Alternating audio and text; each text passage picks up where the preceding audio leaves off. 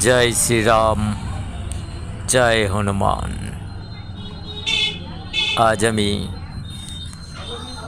ভক্তদের উদ্দেশ্যে বলবো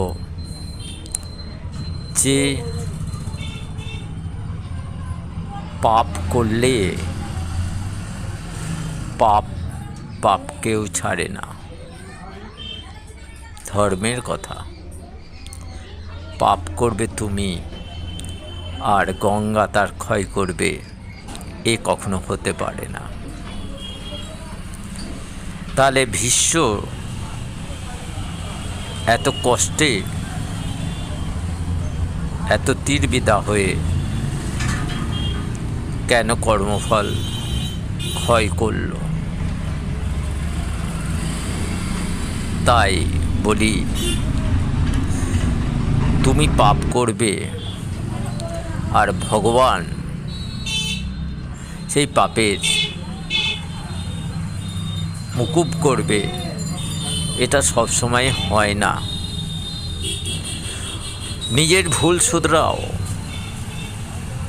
পাপ থেকে, পাপ কর্ম থেকে, অন্যায় থেকে, হিংসা থেকে, ছলনা থেকে নিজেকে দূরে রাখো। তারপর ভগবানের শরণাপন্ন হও, ভগবানকে স্মরণ করো। ভগবান কিংবা কোনো সাধু, তান্ত্রিক, মুনি, ঋষির কাছে যাও সেই পাপের মুক্তির জন্য। তাহলে সেই পাপ খণ্ডন হওয়া সম্ভব হয় ধীরে ধীরে। কিন্তু কিছু পাপ আছে যেটা তুমি সজ্ঞানে করছো,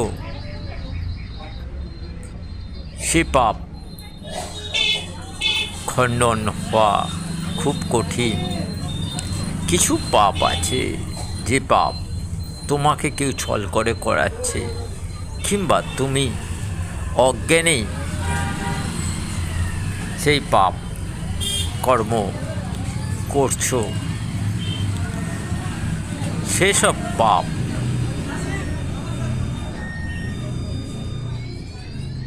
ভগবানের শরণাপন্ন হয়ে ভগবানের নাম জপ কীর্তন, সমাজে কল্যাণমূলক কাজ, জীবের মঙ্গল, জগতের মঙ্গল করলে তা মুক্তি পাওয়া যায়। তন্ত্র মন্ত্র প্রয়োগেও অনেক অসাধ্য কাজ সাধ্য হয়। সঠিকভাবে